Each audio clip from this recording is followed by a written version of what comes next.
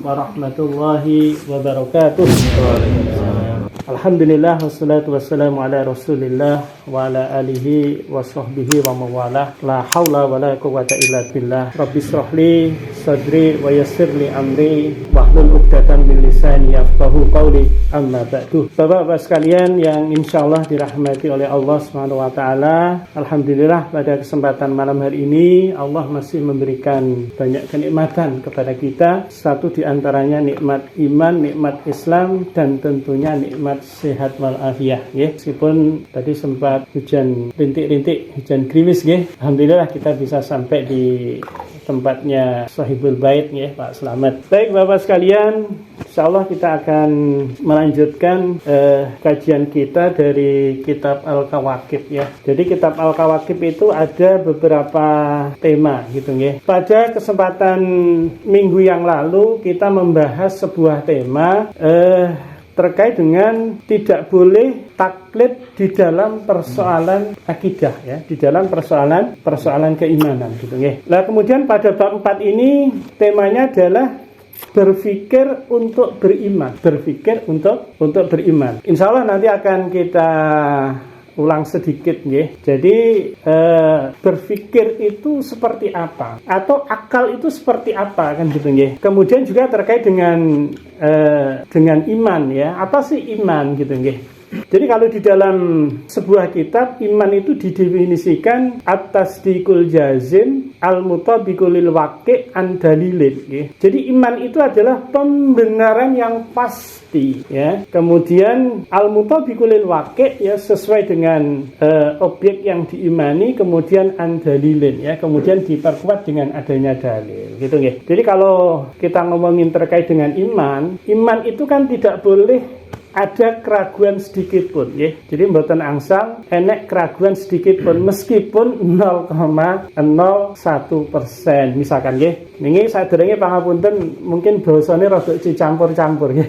Jadi kebetulan meskipun kula niki asli Madiun ya, tapi sempat dangu di Jakarta ya. Di Jakarta niku nggih dari tahun 98 dugi 2020 ya. Jadi sekitar 22 tahun ya. Nek teng Jakarta kan masyarakatnya heterogen ya. Jadi bukan hanya orang Jawa ya. Makanya di Jakarta sudah terbiasa pakai bahasa Indonesia, jarang pakai bahasa Jawa.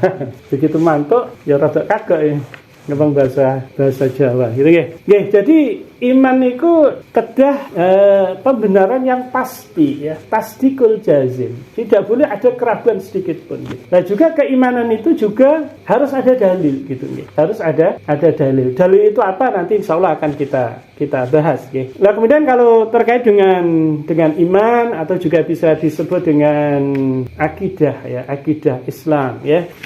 Jadi akidah Islam itu adalah al-imanu billah ya, kemudian wa malaikatihi wa kutubihi wa rusulihi dan seterusnya ya. Atau barangkali kita sering menyebutnya dengan rukun iman ya. Pertama iman kepada Allah ya, kemudian iman kepada malaikatnya Allah, kemudian iman kepada rasulnya Allah, kemudian kitab, kemudian qada dan qadar, kemudian hari kiamat. Itu adalah perkara yang wajib kita imani sebagai seorang muslim gitu ya. Dan keimanan kita kepada perkara-perkara tersebut ini tidak boleh ada keraguan sedikit pun gitu ya. Contoh misalkan ya, iman kita kepada Allah itu kan maknanya adalah iman kepada keberadaan Allah Subhanahu wa taala. Bahwa Allah itu ada gitu. Nah tentu keimanan kita nanti harus bisa kita buktikan gitu ya. Jadi bukan hanya keimanan yang ikut-ikutan gitu ya. Kemarin sudah kita bahas ya di pertemuan minggu yang lalu. Kebanyakan saudara-saudara kita ya, ketika ditanya kenapa panjenengan itu kok memilih Islam itu sebagai agama kita, sebagai keyakinan kita, maka banyak di antara mereka jawabannya apa kira-kira kalau ditanya begitu? Nggih. Bapakku Islam. Ya, kacilik wis Islam ya. Islam ya? Bapak Islam. Atau dulu waktu sekolah diajarin sama guru ya begitu kan gitu. Tentu jawaban seperti ini kan tidak mencerminkan bahwa iman yang ada di dalam dada kita itu iman yang kuat gitu loh. Iman yang tangguh, iman yang kokoh, iman yang menghunjam di dalam dada kita gitu. Maka kadang-kadang ini menjadi penyebab gitu nggih. Kan di daerah kita niki kan nggih wonten nggih, di daerah-daerah tertentu itu ada kristenisasi gitu nggih. Jadi hanya ditukar dengan apa? Dengan beras, dengan sembako gitu ya. Kemudian bisa menukar akidahnya gitu. Tetapi kalau akidah itu menghunjam di dalam dada, itu insya Allah tidak mudah untuk digoyahkan gitu loh nggih. Nah itulah makanya penting proses beriman itu harus menggunakan akal gitu. Harus melalui proses berpikir. Ngoten nggih. Nah, maka di dalam buku niku di paragraf awal kan dikatakan seseorang yang menggunakan akalnya niscaya dia akan membenarkan secara pasti gitu nggih bahwa tiada ilah kecuali Allah Subhanahu wa taala ya. Jadi kalau menggunakan akalnya ya, maka akan membenarkan pasti bahwa Allah itu ada gitu nggih. Kemudian yang kedua, kalau menggunakan akalnya itu juga akan membenarkan secara pasti bahwa Al-Qur'an itu adalah kalamullah. Al-Qur'an itu adalah firman Allah. Kalau Al-Qur'an itu adalah kalamullah, kalau Al-Qur'an itu adalah firman Allah, maka konsekuensinya apapun yang diinformasikan oleh Al-Quran maka pasti benar, dan kita wajib untuk mengimani ya. Jadi bukan hanya sekedar iman kepada Al-Quran, tetapi konsekuensinya tidak dijalankan ya, tentu tidak seperti itu ya. Nah kemudian berikutnya, ketika kita menggunakan akal kita juga pasti akan membenarkan bahwa Rasulullah Shallallahu Alaihi Wasallam itu adalah utusan Allah. Okay? Kemudian juga akan memberikan kepastian bahwa apa saja yang dikabarkan oleh Allah juga dikabarkan oleh baginda Rasulullah secara qat'i subut dan qat'i dalalah. Napa qat'i subut ya? Qat'i subut niku qat'i pasti dari sisi sumbernya. Ngeten nggih ya. Qat'i dari sisi sumber niku wonten kalih ya. Yang pertama Al-Qur'an itu sendiri, dan yang kedua itu adalah hadis mutawatir nggih. Ini qat'i dari sisi sumber. Kemudian qat'i dari sisi dalalah itu terkait dengan penunjukan gitu nggih. Kan di dalam Al-Quran itu kan ada ayat muhkamat dan mutasyabihat ya. Kalau yang penunjukannya pasti itu kan ayat-ayat muhkamat ya. Kalau mutasyabihat ya, itu kan bisa menimbulkan interpretasi yang mungkin bisa lebih dari satu kan ngoten nggih. Jadi terkait dengan persoalan yang wajib kita iman itu kan ada 6 tadi gitu. Meskipun 6 ini bukan hanya itu yang wajib kita iman gitu. Masih banyak persoalan-persoalan yang kita juga wajib untuk mengimani gitu. Tetapi yang pokok kan ada 6 tadi ya, yang itu bagian dari rukun iman ya. Termasuk misalkan kita meyakini ya, bahwa jumlah rakaat ya di dalam salat wajib misalkan ya, kan jumlahnya sudah tertentu ya. Ini juga bagian dari keimanan kita gitu ya. Nah gitu ya. Nah kemudian terkait dengan keimanan tadi sudah saya sampaikan kan ada 3 syarat ya terkait dengan keimanan. Yang pertama itu pembenaran secara pasti, tidak boleh ada keraguan sedikit pun. Kemudian yang kedua al-mutabiqul lil waqi' ya. Jadi sesuai dengan fakta yang diimani. Karena nanti akan berbeda keimanan kita kepada baginda Rasulullah Muhammad SAW dengan keimanan kita kepada nabi dan rasul selain baginda Nabi Muhammad SAW gitu. Jadi kalau keimanan kita kepada baginda Rasulullah SAW itu dalilnya itu bisa dalil akli, bisa dalil nakli gitu. Ya sebagaimana kita ketahui dalil akli itu adalah dalil atau penunjuk yang objeknya itu bisa kita indra gitu ya. Contoh misalkan kita beriman kepada baginda Rasulullah ya, apa dalilnya? Dalilnya adalah Al-Qur'an, dalilnya adalah hadis gitu loh ya. Gitu ya. Artinya Al-Qur'an dan Al-Hadis itu adalah 2 peninggalan baginda Rasulullah SAW. Ketika kita berpegang teguh kepada keduanya, insya Allah kita tidak akan pernah tersesat. Jadi adanya Al-Quran, adanya hadis itu menunjukkan bahwa sosok baginda Rasulullah Muhammad SAW itu bukan tokoh fiktif. Jadi Rasulullah itu pernah ada di dunia ini gitu nggih. Meskipun zaman kita hidup dengan zamannya Rasulullah itu terpaut sangat jauh nggih. Kurang lebih pinten 1000 tahun. Ya, kurang lebih 1400 nggih. 1400 lah kira-kira gitu nggih. Niku selisihnya ya masa kita dengan masa Rasulullah nggih. Tetapi dengan adanya Al-Qur'an yang sampai hari ini masih bisa kita baca dan bahkan keautentikannya dijamin oleh Allah Subhanahu wa taala. Leres nggih? Keasliannya niku dijamin, ya. Inna nahnu nazzalna dzikra wa inna lahu lahafizun. Nggih. Kemudian hadis ya. Ya, hadis ini kan banyak sekali. Monggo Pak, betul. Ya. Jadi adanya Al-Qur'an, adanya hadis itu bukti bahwa baginda Rasulullah itu pernah hidup di dunia ini. Kan gitu nggih. Bahwa baginda Rasulullah itu bukan tokoh fiktif, tetapi nanti berbeda keimanan kita kepada rasul-rasul sebelum baginda Rasulullah SAW. Ini kira-kira ya atau kinten-kinten. Saged mboten pakai dalil akli. Saged mboten kinten. Keimanan kita kepada rasul sebelum baginda Rasulullah Muhammad SAW. Jadi tidak bisa, mboten saged. Kalau toh hari ini ada misalkan kalau dikatakan ya kitab perjanjian lama itu kan ya dari Nabi Musa kan gitu ya. Kalau perjanjian baru itu kan yang dari Nabi Isa kan. Ya. Artinya itu bukan kitab yang dulu pernah diturunkan oleh Allah kepada Rasul Allah yang bernama Nabi Musa dan juga Nabi Isa. Jadi kitab Injil hari ini tidak bisa dijadikan sebagai dalil yang bisa mengantarkan kepada kita ya keyakinan kita kepada Nabi Musa dan Nabi Isa lewat dalil akli gitu loh.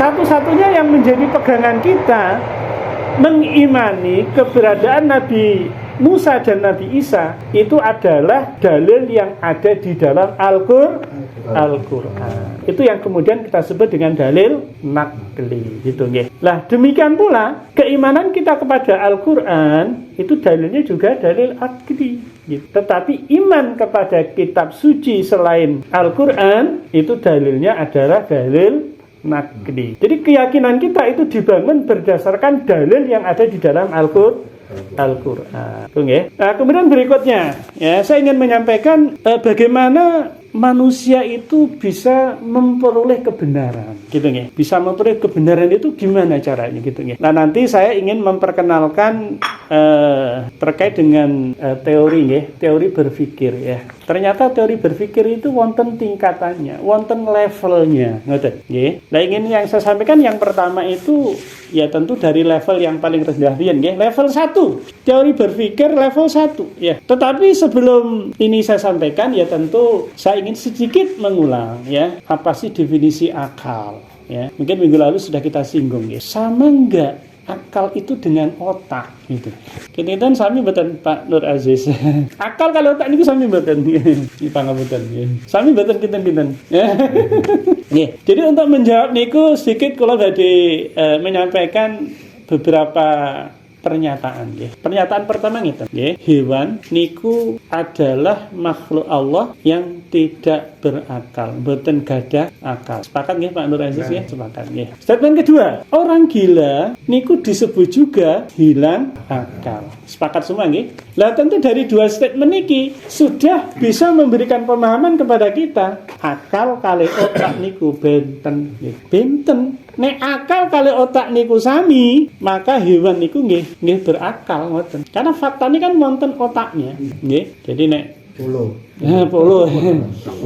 Nek nyembelih pitik, kepalane niku kan nek dibikak niku kan enten otake nggih. Atau nek nyembelih kambing niku kan nggih enten otake, sapi nggih enten kan. Tetapi kenapa kok mereka itu hewan itu adalah makhluk Allah yang tidak berakal? Demikian pula orang gila. Orang gila itu apakah otaknya sudah hilang dari kepalanya? Kan mboten toh. Faktanya otaknya nggih masih bercokol di situ kan gitu.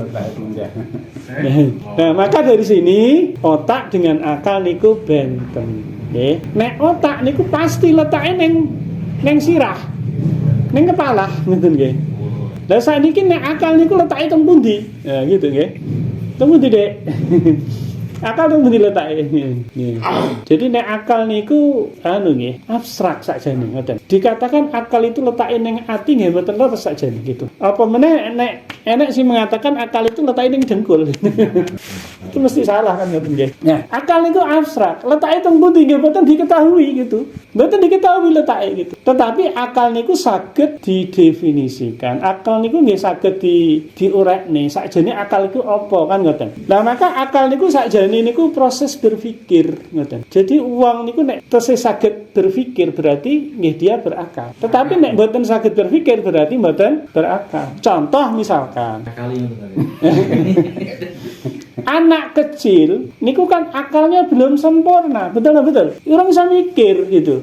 Nah, bisa berpikir itu kan ketika usia akil balik gitu. Wong edan, wong gila iku ya ora iso berpikir gitu. Nyapa kok ora iso mikir? Mergo ana sing konslet. Otake konslet ngoten lho. Kopo. Wong edan kuwi nek ditekai jenenge sapa kadang ya cuman guyang-guyu tok.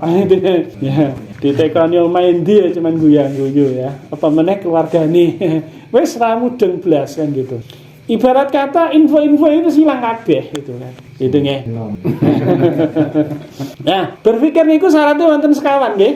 Ya, sing pertama niku ana benda atau objek. Ada. Kedua wonten otak. Sing ketiga wonten panca indera. Contoh misalkan panca indera penglihatan. Nomor sekawan niku adalah informasi yang didapat sebelumnya, atau kalau di bahasa kitab itu maklumat al-maklumat as-sabiqah ya. Jadi maklumat yang didapatkan sebelumnya. Kalau 4 komponen itu ada semua, maka proses berpikir itu jalan. Tetapi kalau hilang salah satu, maka orang tidak akan bisa berpikir ya. Kemarin sudah kita contohkan ya. Misalkan wong kafir niku disodori tulisan Arab, kira-kira saged muni mboten?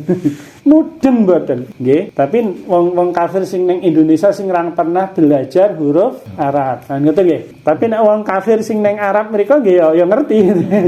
Ya karena memang mereka belajar huruf Arab, mereka juga belajar bahasa Arab kan gitu. Bahasanya juga bahasa Arab tolong-tolongan gitu kan. Artinya yang berbahasa Arab itu kan tidak mesti orang Islam kan gitu nggih. Orang kafir yang ada di Arab ya bahasanya Arab kan. Tapi orang kafir sing teng mriki disodori tulisan Arab ya seramuni gitu. Itu tandanya mereka tidak bisa berpikir gitu. Sama halnya kita nggih. Disodori sobekan koran basa Cina gitu. Mbok dipendelii berminggu-minggu, berbulan-bulan, kira-kira mengerti para kita? Tidak akan ngerti gitu. Kecuali kita belajar gitu. Kita datangkan guru bahasa Mandarin ke rumah kita, suruh ngajari huruf-huruf Mandarin ya. Nanti kita baru bisa ya.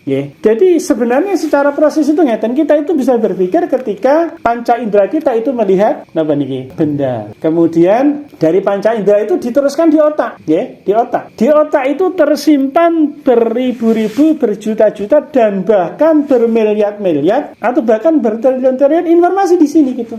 Jadi nanti akan dipanggil gitu loh. Kalau ada barang seperti ini, sebutannya adalah air mineral. Kan ngoten. Itu tandanya kita itu bisa berpikir. Gitu nggih. Nah, nanti ini terkait dengan teori berpikir level 1. Nanti saya jelaskan nggih. Teori berpikir level 1. Tetapi sebelum itu saya ingin menjelaskan bagaimana sih manusia itu untuk bisa mendapatkan kebenaran gitu. Jadi kebenaran itu apa mergo akeh koncone. Misalkan nggih, apakah kebenaran itu mergo akeh sing napa? Sing mengikuti. Nah, niku senes kebenaran nggih. Jadi kebenaran itu bukan berdasarkan banyak sedikitnya pengikut, mboten gitu. Belum tentu kalau pengikutnya banyak itu benar, juga belum tentu kalau pengikutnya sedikit niku keliru, mboten gitu loh. Nah, maka manusia itu bisa mendapatkan kebenaran itu dengan 2 cara. Cara yang pertama itu dengan menggunakan apa yang disebut dengan perasaan. Nah, cuma nanti akan kita lihat apakah dengan perasaan ini manusia itu akan bisa mendapatkan hakikat kebenaran atau apakah bisa menghantarkan kepada kebenaran. Lah kinten-kinten kalau kita ngomongin perasaan, kira-kira kita ngomongin apa nih? Kalau perasaan nggih, maka perasaan itu akan ngomong masalah seneng mboten seneng, suka mboten suka niku perasaan. Betul apa betul? Suka tidak suka niku perasaan. Atau misalkan tertarik atau tidak tertarik nggih. Kemudian senang atau tidak senang. Ini perasaan itu nggih. Nah, maka orang yang menggunakan perasaan maka nanti biasanya akan berujung kepada satu statement ngeten iki. Mungkin sering panjenengan denger nggih. Pokoke. Gitu nggih. Nek wis ana statement ngene iki ya repot. Wis gak iso dirubah. Karena harus ngomong pokoke gitu loh. Wis pokoke aku ki ngene iki gitu loh. Mbok awakmu ngomong apa ae wis ra ngaruh ya. Wis pokoke ngene iki gitu ya. Wong kan dhisik ya sing ngene iki kok sadem ayem ae. Ya. Nek wis pokoke ya repot ya. Lah maka cara mencari kebenaran dengan menggunakan perasaan, maka itu sifatnya itu napa? Subjektif. Nggih. Subjektif. Sifatnya emosional kan gitu nggih. Objektif sama emosional gitu. Lah saiki nek subjektif ya piye gitu. Ibaratnya wis ra gelem ngrungokne nasihat dari orang lain, tidak mau mendengarkan pendapat sangka wong liya kan gitu. Subjektif ya. Apa jari gitu ya. Jariku ya wis ngono kuwi gitu ya. Jadi kalau menggunakan perasaan itu akan bersifat subjektif, akan bersifat emosional kan ngoten. Makanya kadang-kadang ngoten nggih. Niki kalau anak-anak muda misalkan ya, kalau anak muda mencintai seseorang ya, kadang-kadang kan gelap mata kan gitu nggih. Gelap mata gitu. Ya tadi pokoknya tadi gitu ya. Ya, wis pokoknya ya seakan-akan dunia milik milik berdua kan gitu ya. Ketika berduaan ya di taman, di remang-remang, itu tidak peduli dengan yang lain kan ngoten. Dianggap itu benar kan gitu ya. Lalu karena itu, karena sifatnya itu subjektif, sifatnya emosional, maka ketika menggunakan perasaan itu tidak akan bisa menghantarkan kepada kebenaran. Jadi kalau pakai perasaan itu tidak bisa nanti dapat kebenaran. Kita ambil contoh ya. Ada seseorang yang secara nasab itu dekat sekali dengan baginda Rasulullah. Bahkan baginda Rasulullah kecil itu di bawah pengasuhan beliau. Sinten? Abu Thalib. Ya, secara nasab itu dekat dengan baginda Rasulullah, tetapi secara keyakinan itu jauh gitu loh. Karena Abu Thalib sampai akhir hayatnya itu masih berada di dalam kekafiran gitu loh. Kenapa? Karena menggunakan perasaan gitu. Ketika hampir mati Abu Thalib ini, Rasulullah itu menyampaikan kepada Abu Thalib, "Wahai pamanku, ucapkanlah satu kalimat ya, yang dimaksud adalah la ilaha illallah Muhammadur Rasulullah, yang kelak nanti di hari kiamat aku itu bisa membelamu gitu." Ini yang dikatakan oleh baginda Rasul kepada Abu Thalib menjelang akhir hayat. Tetapi diprovokasi oleh Abu Jahal ya. "Wahai Abu Thalib, apakah engkau itu membenci ajaran Abdul Muthalib ya, ajaran bapakmu, ajaran nenek moyangmu kan begitu gitu loh ya. Ini kan persoalan perasaan gitu nggih. Ini perasaan gitu loh. Padahal sebenarnya di dalam hati yang paling dalam Abu Thalib itu membenarkan ajaran baginda Rasulullah ya. Karena baginda Rasulullah itu sering ketika membacakan ayat suci Al-Qur'an ya tentu ya Abu Thalib juga mendengar. Dan Al-Quran ketika itu betul-betul mukjizat bagi baginda Rasulullah. Gitu ya. Jadi mukjizat Rasul yang paling agung itu kan Al-Quran. Betul ya? Kalau Nabi Musa itu mukjizatnya tongkatnya. Kalau Nabi Isa itu salah satunya bisa menyembuhkan penyakit ya. Bisa menghidupkan orang mati ya, itu mukjizatnya Nabi Isa. Tetapi mukjizatnya baginda Rasul itu adalah Al-Quran gitu. Yang mukjizat ini masih berlaku sampai hari ini gitu loh. Tetapi mukjizatnya Nabi Musa itu sudah tidak ada gitu. Jadi mukjizat Nabi Musa itu sudah tidak ada, sudah tidak berlaku. Tetapi mukjizatnya Nabi Muhammad itu hari ini masih ada. Kenapa? Karena Al-Quran ini juga masih bisa kita baca gitu. Meskipun kadang-kadang orang bertanya-tanya ya. Jadi letak kemukjizatannya itu di mana gitu. Mungkin ketika ini saya tanyakan kepada panjenengan, ini juga sesuatu yang sulit untuk dijawab gitu. Di mana kira-kira letak kemukjizatannya? Ya. Di dalam kitab Saksiyah 1 itu ada bab khusus yang membahas tentang I'jazul Quran atau kemukjizatan Al-Quran. Satu di antaranya dijelaskan di dalam kitab itu, kemukjizatan itu satu di antaranya itu ada dari sisi bahasa. Kira-kira kalau Al-Quran itu dibaca dengan tartil, yang mendengarkan itu merasa nyaman apa mboten? Nyaman. Makanya kan kita diminta untuk baca Al-Quran itu tartil gitu, bukan cepet-cepetan gitu. Sehingga makhrajul hurufnya itu tidak dapat ya makhrajul huruf, sifatul hurufnya juga tidak dapat gitu. Kita ambil contoh misalkan ya, ketika kita baca misalkan ya, wadduha walaili idza saja ma wadda'aka rabbuka wa ma qala walal akhiratu khairul laka minal ula, dan seterusnya kan gitu. Enak enggak kira-kira didengarkan ya? Jadi di akhir tadi kan AA semua gitu ya. Itu kalau dalam bahasa Indonesia itu namanya sajak ya. Jadi tetapi pola Al-Quran tidak hanya satu, banyak sekali gitu. Di kitab itu dijelaskan banyak sekali gitu. Termasuk bagian dari kemujizatan Al-Quran. Al-Quran itu ketika membicarakan pahala, membicarakan surga, maka bahasanya itu sangat indah sekali gitu. Yang kalau seseorang itu mengerti bahasa Arab, maka akan menjadikan kerinduan untuk menjadi salah satu penghuninya gitu. Jadi bersemangat dan rindu untuk menjadi salah satu penghuninya ketika ayat itu berbicara tentang pahala, tentang surga. Demikian pula sebaliknya gitu. Ketika Al-Quran itu berbicara tentang neraka, tentang siksa, maka bahasanya itu kasar gitu. Kalau orang itu ngerti bahasa itu merinding gitu nggih. Takut gitu loh. Takut untuk berbuat dosa, takut untuk menjadi salah satu penghuni neraka. Itu dasarnya Al-Quran. Itu bagian dari kemujizatan Al-Quran. Maka dulu pada masa Rasulullah, orang itu ketika dibacakan Al-Quran, kalau dia ikhlas, kalau dia jujur, tidak sombong dan tidak ikhlas, maka pasti dia akan membenarkan, maka dia pasti akan masuk Islam itu. Seperti siapa? Umar bin Khattab. Ya, Umar bin Khattab itu masuk Islam. Itu wasilahnya adalah mendengar bacaan Quran yang dibacakan oleh adiknya, gitu nih. Masuk Islam. Gitu. Nah, termasuk kalau kita lihat ada sahabat Rasulullah namanya Mus'ab bin Umair ya. Ketika beliau diutus ke Madinah untuk dakwah di Madinah. Salah satu yang didakwai itu adalah pemimpin kabilah yang ada di Madinah yang bernama Sa'ad bin Mu'ad. Itu jenderalnya ya, jenderal. Ya.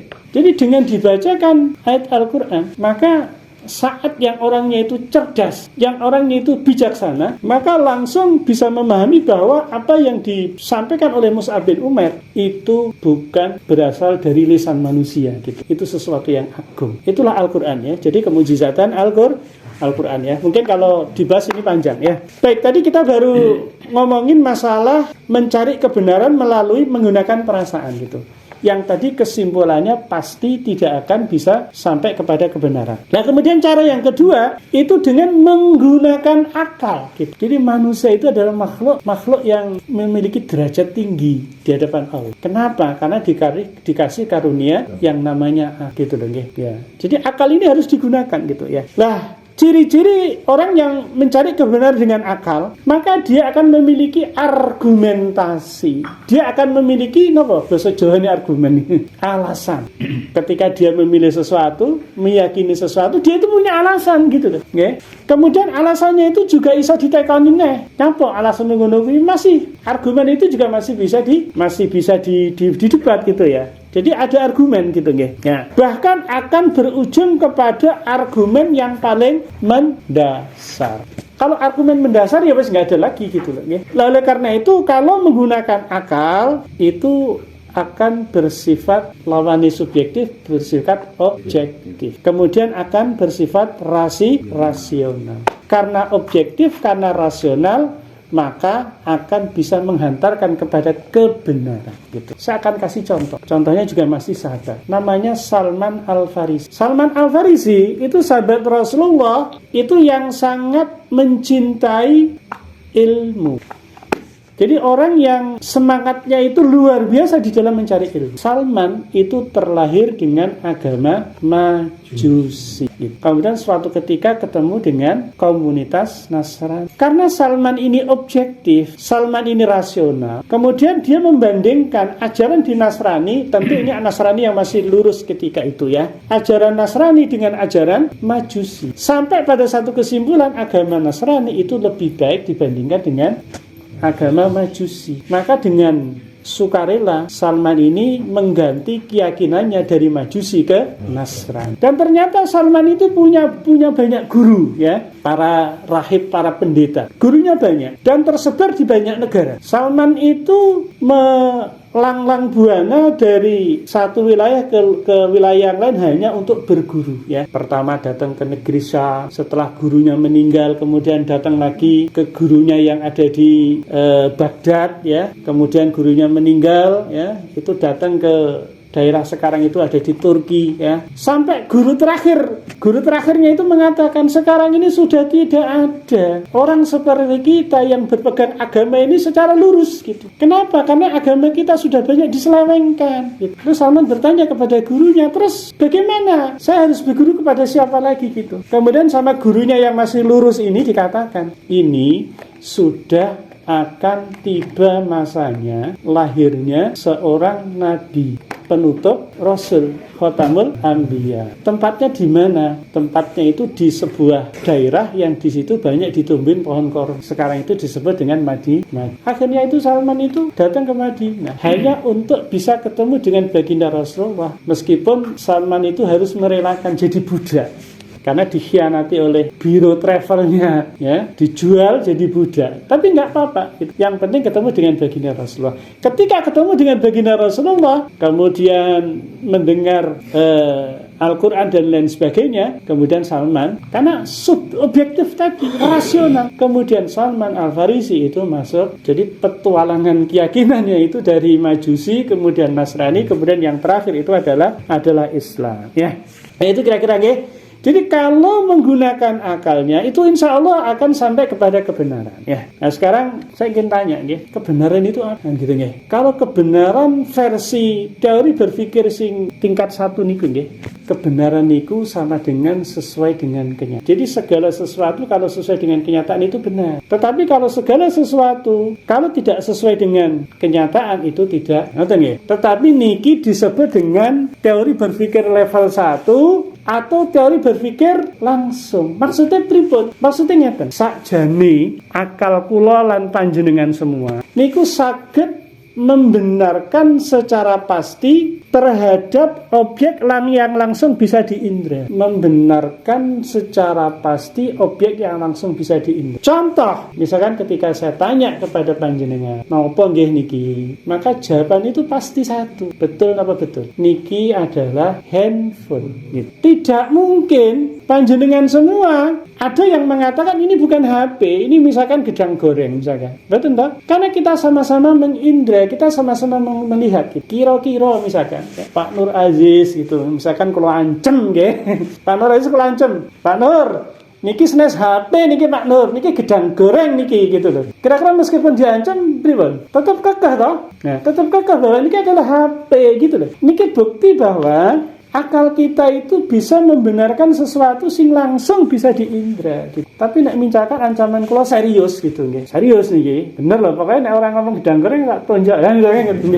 Nah, kalau seandainya Pak Nur Aziz itu berubah pikiran, maka yang berbicara bukan akal niku yang berbicara, tetapi perasaan. Ingat tadi perasaan itu ngomongin suka, tidak suka, tertarik, tidak tertarik, takut apa mboten niku perasaan. Tetapi secara akal tidak bisa dibantah. Bahkan jenengan ditodong pistol sekalipun tetap tidak akan bisa goyah. Ya ini namanya HP. Kan ngoten. Niki teori berpikir level setunggal. Akal kita itu saged membenarkan sesuatu itu dengan pasti, tidak bisa digoyahkan meskipun harus dipaksa. Gitu nggih. Nah, kemudian ini tambahan mawon nggih terkait dengan teori berpikir level setunggal tadi nggih, masih ingat nggih ada sekawan tadi gitu nggih. Nah, kira-kira nek napa niku jenenge ngertos Tarsan nggih. Tarsan niku ndak mungkin nggih di benaknya itu berpikir saya akan makan napa misalkan hamburger. Betul mungkin toh? Karena Tarsan itu ceritanya kan orang yang hidup di hutan, ndak pernah hamburger ke opo, ndak pernah kan gitu. Ndak mungkin di benak Tarsan itu akan berpikir saya akan makan hamburger tadi gitu nggih. Nah niku terkait dengan teori berpikir tingkat 1. Ya, kemudian sedikit kula akan menyampaikan terkait dengan teori berpikir level sing rada abot. Ya, jadi tingkatannya luwih abot sithik gitu. Jadi teori berpikir tingkat loro napa level kalih niku intinya teori berpikir tidak langsung atau objek sesuatu yang objeknya itu gaib, sing gaib ya. Tapi nek kalau ngomong gaib nanti jangan yang terbersit niku hantu, ngoten ya. Gaib itu hantu ya. Nek wong Jawa ya, apa nek kuntilanak gitu. Itu gaib. Padahal gaib itu tidak hanya itu gitu. Gaib ini ada 3 Pak, nggak ada 3 ya. Gaib itu yang pertama sesuatu yang tersembunyi ini gaib, ya. Sesuatu yang tersembunyi itu gaib. Misalkan kula niki ngesaki sesuatu neng kantong gitu kan. Nah, kira-kira saged dilihat mboten saged itu gaib gitu. Maka jenengan juga nggak bisa berpikir gitu. Isone tebak-tebakan itu iso bener iso salah ya. Jadi sesuatu yang lampau, sesuatu yang tersembunyi itu gaib. Yang kedua lampau. Sesuatu yang lampau itu gaib ya. Sesuatu yang lampau itu gaib. Contoh misalkan kita niku mboten mangertosi sepak terjange buyut kita. Ngoten nggih. Buyut kita itu ya yang ngertine kok sama cerita-cerita kan gitu. Itu gaib itu. Demikian gaib itu sesuatu yang akan datang gitu ya. Jangankan 1 tahun, besok niku arep enek kejadian apa kita mboten ngerti. Niku gaib gitu. Jadi gaib itu tadi nggih ada 3 nggih, sesuatu yang tersembunyi, sesuatu yang masa lampau dan sesuatu yang akan datang itu adalah gaib. Nah, pertanyaanku loh, saged mboten akal kita itu membenarkan secara pasti sesuatu yang gaib? Bisa mboten kira-kira? Ya saged lah. Nek mboten saged berarti kita tidak bisa beriman kepada Allah. Kan ngoten? Allah kan gaib, kan ngoten? Nggih, malaikat juga gaib. Akal kita itu juga bisa membenarkan secara pasti atau mengimani sesuatu yang gaib, tapi ada syaratnya. Syaratnya nopo? Syaratnya itu harus ada dalil. Dalil niku napa? Dalil niku adalah penunjuk. Dalil niku penunjuk gitu, nggih. Jadi kula ulangi, akal kita niku saged meyakini sesuatu yang gaib asalkan ada dalilnya. Dalil itu adalah penunjuk gitu. Nah maka dalil, kalau kita ngomongin dalil akli, dalil niku juga harus bisa diindra. Ngoten. Tadi kan sudah kita kasih contoh. Iman kepada Allah hakikatnya adalah iman bahwa Allah itu ada. Iman akan keberadaan Allah Subhanahu wa taala. Bahwa Allah itu ada. Nah sekarang dalilnya apa? Dalilnya itu adalah alam semesta, manusia dan kehidupan ini gitu loh. Adanya alam semesta ini menunjukkan bahwa pasti ada yang mencipta. Maka di dalam Al-Qur'an itu Allah kan memerintahkan kepada kita kan untuk berpikir kan, inna fi khalqis samawati wal ardi ya wahtilafil lail wan nahar la ayatil liulil albab. Itu sebagai tanda bagi orang-orang yang berakal, berpikir kan begitu ya. Dulu orang Badui itu gampang. Ketika ditanya bagaimana engkau itu bisa beriman kepada Tuhan, apa jawabannya? Adanya tai onta menunjukkan adanya onta. Simpel kok. Jadi untuk beriman kepada Allah itu tidak dibutuhkan harus pendidikannya tinggi, harus profesor, tidak ya. Orang Arab pedalaman, orang nggak sekolah pun itu bisa beriman kepada Allah. Contoh yang lain ya. Kita yakin rumah ini ada yang buat. Betul apa betul? Ya. Dalilnya apa? Ya dalilnya rumah ini gitu loh. Nggak mungkin rumah ini ada dengan sendirinya. Pasti ada yang buat. Itu nggih. Nah, itu terkait dengan keimanan kita akan keberadaan Allah Subhanahu wa taala. Gitu nggih. Jadi dalilnya itu bisa dalil akli juga bisa dalil nakli ya. Nah, kemudian berikutnya ada 2 lagi ya yang ingin saya sampaikan pada malam hari ini. Tadi iman kepada Allah, kemudian iman kepada Al-Quran, dan iman kepada baginda Rasulullah ya. Itu aja dulu ya. Nah sekarang apa argumentasi kita iman kepada Al-Quran gitu. Ketika ditanya misalkan kenapa panjenengan kok yakin bahwa Al-Quran itu adalah kalamullah, Al-Quran itu firman Allah gitu. Kira-kira apa jawabannya? Ini juga susah ini.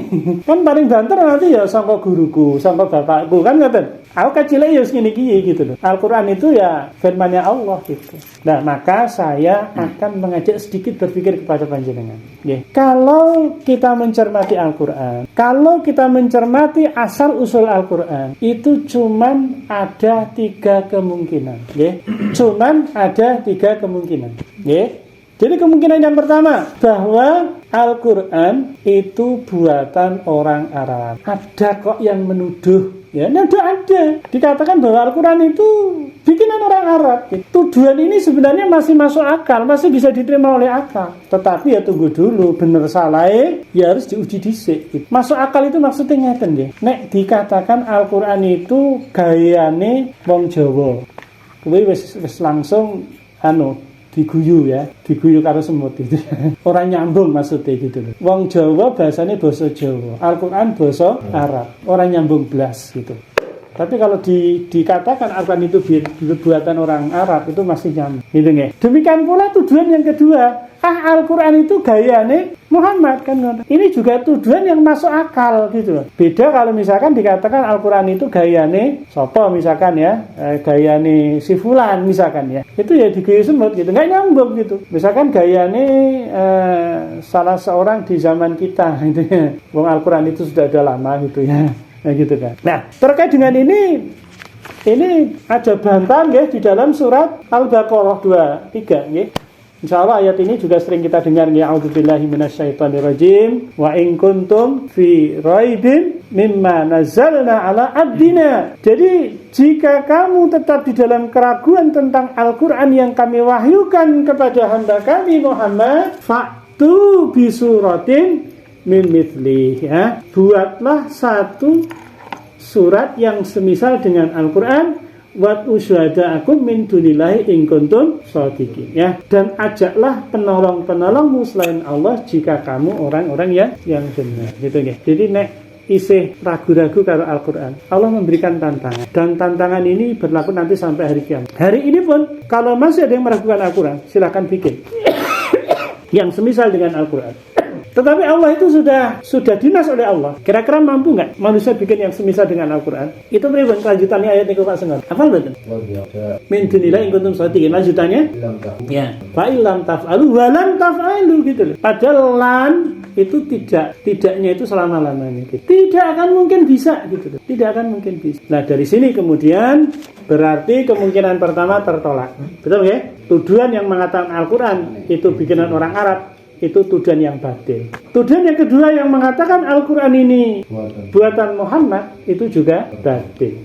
Maka tinggal satu, bahwa Al-Quran itu adalah kalamullah, firman Allah ya. Kalau seperti ini kita menggunakan akal kita, maka keyakinan kita kepada Al-Quran itu kan betul-betul menghujam kan. Bukan lagi katanya, bukan lagi ya dulu, dari dulu ya begitu ya. Bukan begitu ya gitu.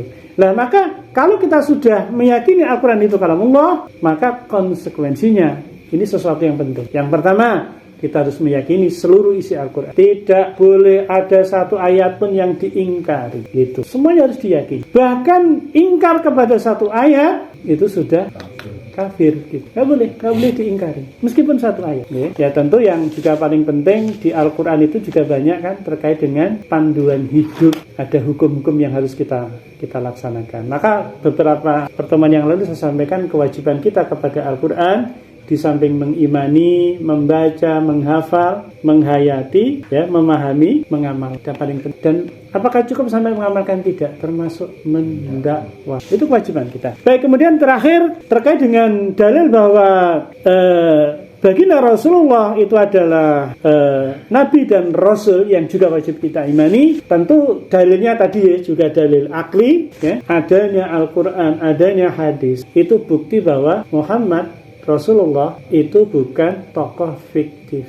Bahkan kalau mau kita buktikan lagi, kira-kira bahasa Al-Quran dengan bahasa hadis itu sama apa mboten? Mboten. Okay. Al-Quran itu lafaz dan maknanya, redaksi dan maknanya itu langsung dari Allah Subhanahu wa taala. Ini Al-Quran. Tetapi kalau hadis, hadis niku redaksinya dari baginda Rasulullah, tetapi maknanya itu dari Allah. Karena baik Al-Quran ataupun hadis itu sama-sama wahyu. Tetapi redaksinya itu dari baginda Rasul. Sekarang pertanyaannya, mungkin tidak satu orang keluar dari lisannya itu bahasa yang berbeda dan itu konsisten. Kan mungkin orang nirukan kayak dalang gitu ya. Itu aja ya hanya tertentu saja kan gitu loh. Tetapi ini konsisten kan. Ini ketika beliau itu usia 40 tahun kan diangkat sebagai rasul ya, sampai beliau meninggal di usia 63 tahun ya. 13 tahun itu konsisten gitu. Hadis ya hadis, Al-Quran ya Al-Quran. Maka ketika itu Rasulullah itu menyampaikan, jangan engkau tulis sesuatu dariku kecuali Al-Quran gitu. Maka dulu hadis itu kan tidak boleh ditulis.